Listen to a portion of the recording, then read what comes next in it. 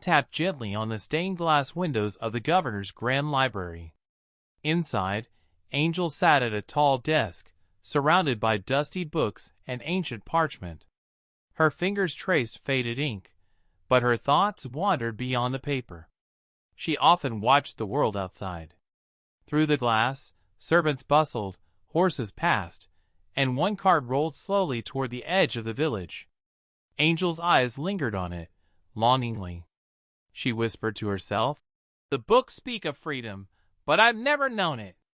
In the village below, Cho lowered a wooden bucket into the well, humming an old folk tune. Children gathered with clay pitchers, laughing and playing in the dirt. Cho smiled as he handed them water. "Water for the body, laughter for the soul. Don't spill either," he said. From a shaded alley, Angel watched. Hidden beneath a shawl, she stayed still as her heart beat faster with every word Cho spoke. After the children left, Cho noticed her presence. He didn't seem surprised. "You've been watching for days. Are you curious or cautious?" he asked. Angel stepped closer, her voice soft. "Both," she said. "You give more than water here." "Don't you?" Cho smiled. "And you speak like someone who doesn't belong." "I don't, but I wish I did," she admitted. Later that day, Cho broke a piece of warm village bread and handed it to her. "You look like you haven't smiled in days. Here, take it," he said kindly. Angel raised her eyebrow. "Do you feed all strangers?" "Only the ones who look lost," Cho replied. She gave a faint smile and whispered, "Then today, I feel found." The lanterns lit up the village like stars come down to earth. Laughter, music, and scents of roasted food filled the air. Angel, dressed in simple clothes, walked beside Cho through the celebration. "This feels like a dream," she said, looking around. "Then let's never wake up," he replied. He handed her a lantern. "Make a wish," he whispered in her ears. Angel closed her eyes for a moment. "I wish we had met in a world without walls." Later back at the estate, Angel sat at her bedside. She took out a small piece of parchment and began to write. "Father, I cannot be a pawn anymore. I have tasted something real." She folded the letter, placing a few jasmine petals inside before sealing it. Her hands trembled as she tucked it beneath her embroidered pillow.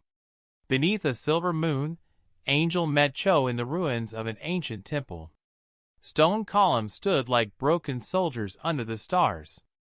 "I found a path north," Cho said. "It's not easy.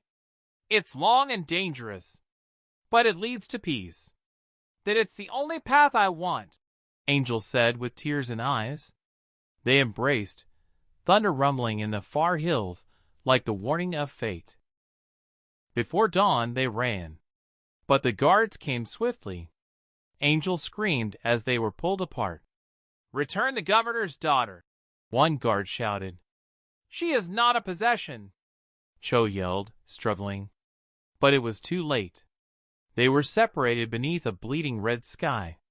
Angel was sent far away to a coastal town under the excuse of illness. The governor's words were sharp and cold. "Let her rot among the salt. Her mind will clear." But Angel's thoughts remained with Cho. Each night, by the glow of her lantern, she wrote in her journal about her love for Cho. She shifted places. After many years she adopted a kid and named her Tanu, and each day she talked about her Cho to Tanu with full of love and excitement. One morning, she heard a child outside singing an old tune. She opened her window, and she saw a boy singing, and she asked him, "Where did you learn that song?" The boy, Sean, looked up and said, "A traveler taught me, and he also said they used to sing it with someone he loved and her favorite flower is rose." Angel covered her mouth as tears fell. Finally, after 40 years. One day, Angel heard of a nearby clinic named Angel. Curious, she followed the path to it. Inside, she asked a nurse, "Who named this place?" the nurse replied. "The founder. He built homes for the poor. Then he disappeared. But I have heard people say he always talked about someone he was waiting for." She decided to search for him. One day, in a quiet village, she discovered a box of old letters, all addressed to her. She opened the top one with trembling fingers. It read, "If you ever find this, I built every brick hoping you might walk through the door." Her tears fell freely, soaking the paper as she held it close. Angel set out on a journey with help from Tanu and others. They followed names, symbols, and stories from travelers. "Every path leads to him. He loved you more than anything," Tanu said. "I have to find him," Angel whispered. At last, an old man led them to a quiet hill filled with wild rose. "He waited here every spring. He left a flower at the road's edge.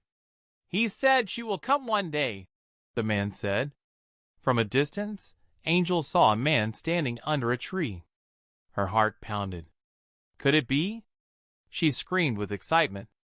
She walked slowly, carefully, her breath catching. Angel stopped behind him. For a moment, she didn't say anything. Then softly she whispered, "Cho!" He turned. His eyes, older but full of warmth, met hers. "I knew you'd come back," he said. She stepped closer and asked, "How long did you wait?" He hugged her and said, "A lifetime. And I'd wait again." They sat under the jasmine tree for hours talking, smiling, holding hands. "No more running, no more hiding," Angel said. "Hope isn't gone. Sometimes it just arrives late."